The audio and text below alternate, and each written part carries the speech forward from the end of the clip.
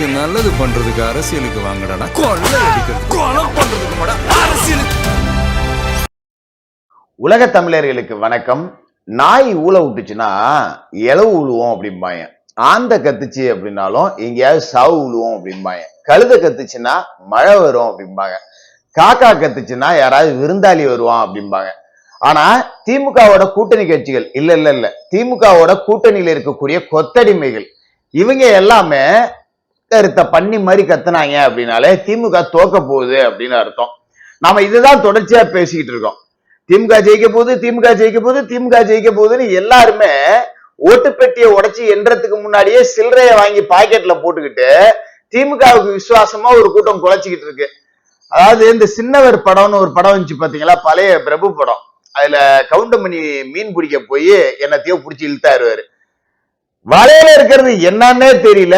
அதுக்குள்ள ஒருத்தன் அதோட பல்லு 1 கோடி போகுங்கிறான், அதோட சதை 2 கோடி போகுங்கிறான், அதோட எச்சி மெடிசன் அது 3 கோடி போகுங்கிறான்.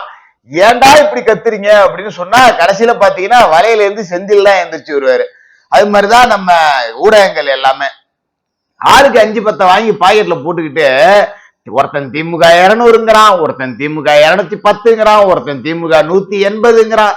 ஐயோ கடைசியில பாத்தீங்கன்னா அந்த செந்தில் வலையில வந்த மாதிரி இவங்களுக்கு இழுத்து இழுத்து புடிச்சு பார்த்தா அண்டா செந்தில தவிர ஒரு பையன் நிக்க மாட்டான். அதுதான் நடக்க போகுது. அங்க அந்த செந்தில், இங்க இந்த அண்டா செந்தில். இதை தாண்டி ஒன்னும் நடக்க போறது இல்லை. திமுகவோட தோல்வி அப்படிங்கிறது கிட்டத்தட்ட உறுதியாயிடுச்சு. அதனாலதான் இந்த கூட்டணி கொத்தடிமைகள் எல்லாம் காலையில இருந்து கொலைக்க ஆரம்பிச்சுட்டாங்க, கதற ஆரம்பிச்சுட்டாங்க. இதுல ஃபர்ஸ்ட் மார்க்சிஸ்ட் கே பாலகிருஷ்ணன் அவர் பேச ஆரம்பிச்சாரு. திமுக எங்களை போன்ற இடதுசாரிகளை மார்க்சிஸ்ட் கம்யூனிஸ்டையும் சரி இந்திய கம்யூனிஸ்ட் கட்சியும் சரி ஒரு அடிமை போல நடத்துகிறார்கள். வேலை வாய்ப்பில் எந்த விதமான முயற்சியும் எடுக்கவில்லை. வேலை வாய்ப்பு இல்லாம இளைஞர்கள் எல்லாம் பரிதவிச்சுட்டு இருக்காங்க. அந்த இளைஞர்களோட கோபம் தான் இன்னைக்கு பல கட்சிகளுக்கு சிதறி போயிருக்கு. அதாவது இவனுங்களுக்கு இன்னும் 2 சீட்டு கொடுத்திருந்தா இளைஞர்களோட கோபம்லாம் சரியா இருக்குமா? என்னத்தை சொல்றது, திமுகவை விட கேவலமானவர்கள். செவனேன்னு 5க்கும் 10க்கும் கடை உண்டியல் குலுக்கிட்டு இருந்தாங்க. மொத்தமா ஒரு 25 கோடியை லம்பா பார்த்ததும் இந்த புது பணக்காரன் ராத்திரிலையும் கூலிங் கிளாஸ் போட்டுக்கிட்டு சுத்துவான் பாத்துறீங்களா, அந்த மாதிரி ஆட்டம் போடுறாங்க. இத்தனை வருஷம் கூட்டணிக்கு கொத்தடிமையா இருந்துட்டு இன்னைக்குதான் திமுக ஆட்சியில இவங்களுக்கு இளைஞர்களுக்கான வேலை வாய்ப்பு இல்லை அப்படிங்கிறது தெரிய வந்திருக்கு. அதுவும் எப்படி, எங்களுக்கு இன்னும் 2 சீட்டு கொடுத்திருந்தா என்ன, இன்னும் 2 சீட்டு கொடுத்திருந்தா இவங்களுக்கு இளைஞர்களுக்கு வேலை வாய்ப்பை இவங்க அறுத்து தள்ளி இருப்பாங்களா? ஏன் இப்ப இதை குலைக்கிறாங்க அப்படின்னா தோல்வி உறுதினு ஆகிப்போச்சு. திமுக விட்டு ஓடணும், அதுக்கு ஏதாவது காரணம் தேடணும் அப்படிங்கிறதுக்காக இப்ப தேடிக்கிட்டு இருக்காங்க. திமுகவால நாசமா போயிட்டோம், நம்மளால திமுகவும் நாசமாயிடுது.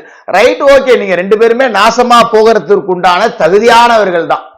அந்த அளவுக்கு 5 வருஷம் இந்த தமிழ்நாட்டை போட்டு நிர்வாக ரீதியா வன்புணர்வு செஞ்சிருக்கீங்க அப்படின்னு தான் சொல்லணும். நிர்வாகத்தை சீர்கெடுத்துட்டீங்கன்னு சொல்ல மாட்டேன், நிர்வாகத்தை வன்புணர்ந்திருக்கீங்க அப்படின்னு தான் சொல்லணும்.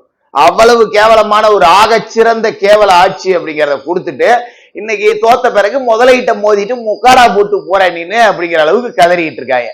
இதுல இந்த பேடிஎம்ல தான் என்கின்ற பேரல்ல தான் இது வாங்கின 10 சீட்ல 1 கூட ஜெயிக்க போறது கிடையாது. அது வேற விஷயம். இந்த கட்சியிலேயே ரொம்ப தெளிவான ஆள் யாருன்னா சுஜித் தான். ஏக்கா நீ போய் விருதாசலத்துல நில்லு, அக்கா மோனே நீ போய் விருதுநகர் பக்கம் நின்னுங்க, என்னாலலாம் நின்னு ஜெயிக்க முடியாது, நீங்க ஜெயிக்காம போங்க, அண்ணனுக்கு ஒரு ஊத்தப்பம் அப்படின்னு சொல்லிட்டு எனக்கு ஒரு ராஜ்யசபா சீட்டுன்னு வாங்கிட்டு சேஃபா செட்டில். பிரேமலதாவும் ஜெயிக்க போறதில்ல, அவரோட பிள்ளையும் ஜெயிக்க போறதில்ல. ஆக மொத்தம் சுஜித் மட்டும் செட்டில் ஆயிட்டாப்ல ராஜ்யசபா சீட்டு வாங்கிட்டு, அவ்வளவுதான். இதுல அவரு தான் தெளிவானவர்.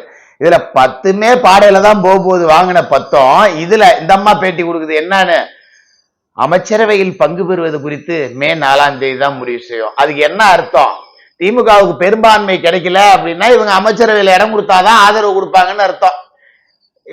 நான் என்ன சொல்றேன், பெரும்பான்மை வரைக்கும் ஏயா போறீங்க, 40 சீட்டை தாண்ட மாட்டீங்க மொத்த கூட்டணியும் சேர்ந்து. இனிமே நீ வயசுக்கு வந்தா என்ன வரலன்னா என்னங்கிற மாதிரி 40 சீட்டு வாங்கின கூட்டணிக்கு நீ ஆதரவு தந்தா என்ன தரலன்னா என்ன, வழக்கம் போல ஸ்டாலினை திட்ட ஆரம்பிச்சுட்டு எடப்பாடி பழனிசாமி அண்ணன் சிறப்பான ஆட்சி கொடுக்கிறாருன்னு போய் அவர் காலில் விழுந்துரு. இல்லாட்டி அருமை தம்பி விஜய் அவர்கள் இளைஞர்களின் செல்வாக்கோடு வளர்ந்து வருகிறார் அப்படின்னு சொல்லிட்டு அவரு காலில் போய் விழுந்துரு. டயலாக் தான் நிறைய இருக்குல்ல.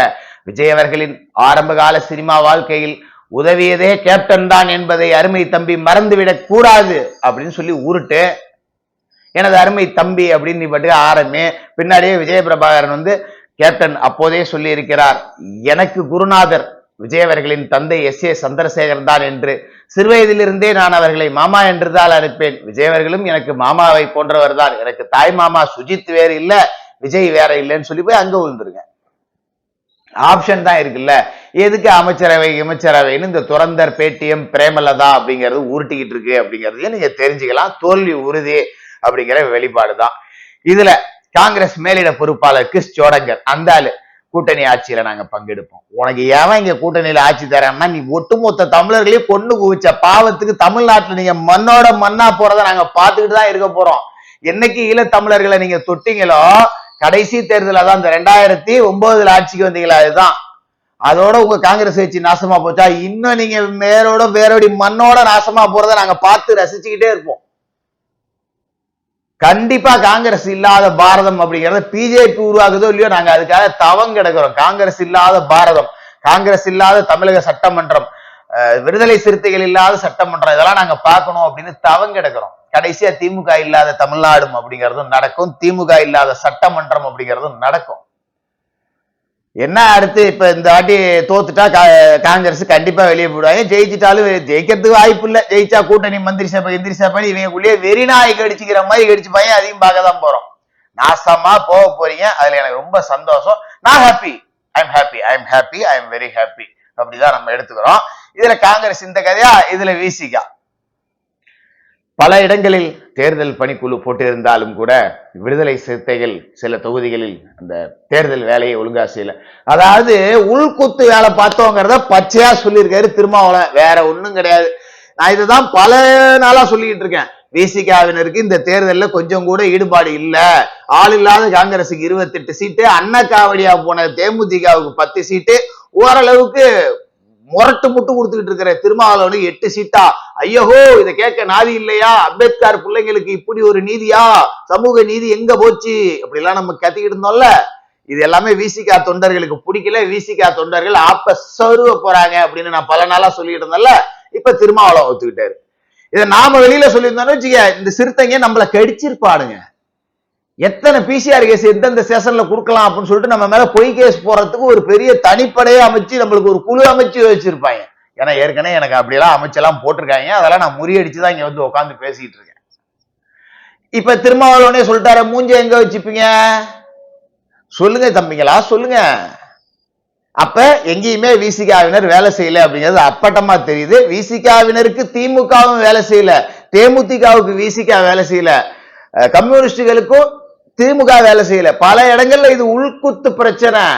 காங்கிரசுக்கும் தேமுதிக வேலை செய்யல, காங்கிரசுக்கு விசிகா வேலை செய்யல. இப்படி ஒரு கேவலமான கூட்டணி மறுபடியும் நீங்க ஜெயிச்சிரும்னு சொல்லிட்டு 10 மீடியாக்களுக்கு காசை கொடுத்து வச்சுக்கிட்டு லேகியம் வித்துக்கிட்டு இருப்பீங்க. நாங்க கேட்டுக்கிட்டு போனோம். அப்ப அந்த அளவுக்கு எங்க காதுகள் உங்களுக்கு ரொம்ப ஏளனமா இருக்கு. அப்படித்தானே? எவ்வளவு ஆணவம், எவ்வளவு ஆர்ப்பாட்டம். இந்த ஆட்சியில இதெல்லாம் நடந்துச்சு. நாங்க அதனாலதான் திமுக ஆதரவு கொடுத்தோம். ஏதாவது ஒண்ணு சொல்ல முடியுமா? ஜாஃபர் ஜாதிக்குன்னு ஒருத்தன் போதை மருந்து கடத்தி அரெஸ்ட் பண்றான்னா, அவன் தம்பி சலீம்னு ஒருத்தன் விசிகா கட்சியில இருக்கான், இவனும் தலைமறைவாகிறான். அப்ப உங்களோட கூட்டணி அப்படிங்கிறது சூடோ எப்படி இருக்கிற போதை மருந்து கடத்துற கூட்டணி. அங்க ஈழத்துல தமிழ் மக்களை கொண்டு குமிக்கிறான், இங்க ஒண்ணு உண்ணாவிரதம் இருந்துகிட்டு மலை விட்டும் தூவான விடலன்னு சொல்லுதுன்னா தமிழர்களை கொன்று குவிக்கக்கூடிய கூட்டணி. தேமுதிக ஏன் மண்ணோட மண்ணா போகணும்னா, ஒரே நாள்ல திமுக கிட்டையும் பேரம் பேசுறாங்க, அதிமுக கிட்டையும் பேரம் பேசுறாங்க. இங்கேயும் பெட்டிக்கு பேரம், இங்கேயும் பெட்டிக்கு பேரம். அப்ப இது என்ன ஒரு கொள்கை? இங்கிட்டு பெட்டி புல்லாயிடுச்சுன்னா ஸ்டாலின் மாதிரி ஒரு கேவலமான ஆட்சி நடத்த முடியுமான்னு கேட்டிருக்கோம். இங்கிட்டு பெட்டி புல்லானதால ஸ்டாலின் ஆட்சி சூப்பரா இருக்கு. என்ன பெரிய தப்பு நடந்துருச்சு? ஏதோ அங்கங்க கொஞ்சம் பாலியல் வன்கொடுமை, ஏதோ அங்கங்க கொஞ்சம் போதை, ஏதோ அங்கங்க கொஞ்சம் கொலை. பிரேமலதாவுக்கு ஒரு பொம்பளை புள்ள இருந்து ஏதோ அங்கங்க கொஞ்சம் பாலியல் வன்கொடுமை, அதுல அது ஒரு ஆளா இருந்தா இந்த மாதிரியான வார்த்தைகள்லாம் வருமா? தனக்கு நான் மட்டும்தான் களவெட்டுன்னு சொல்லுவாங்கல்ல. அப்ப உங்க வீட்டுல நடந்தா மட்டும்தான் உங்களுக்கு வலிக்கும் அப்படின்னா, உங்களெல்லாம் வலிக்கிற அளவுக்கு அடிச்சு ஓட விடுறது இந்த வாக்காளர்களோட கடமையா இல்லையா? அதுதான் நடக்க போகுது. எல்லா இடத்துல இருந்தும் ரிசல்ட் அப்படிங்கிறது அதுதான் வந்துட்டு இருக்கு. மே 4ஆம் தேதி ரொம்பலாம் நீங்க யோசிக்க வேண்டியதில்லை. காலையில 10 மணிக்கே தெரிஞ்சிடும் நடுத்தருவுக்கு திமுக வரப்போகுது, சமாதி கட்டி ரெடி பண்ண போறாங்க அப்படின்னு. இறுதி ஊர்வலம் நடக்கும் போது எல்லாரும் வந்துருங்க, கலந்துக்குவோம், தொடர்ந்து பேசுவோம்.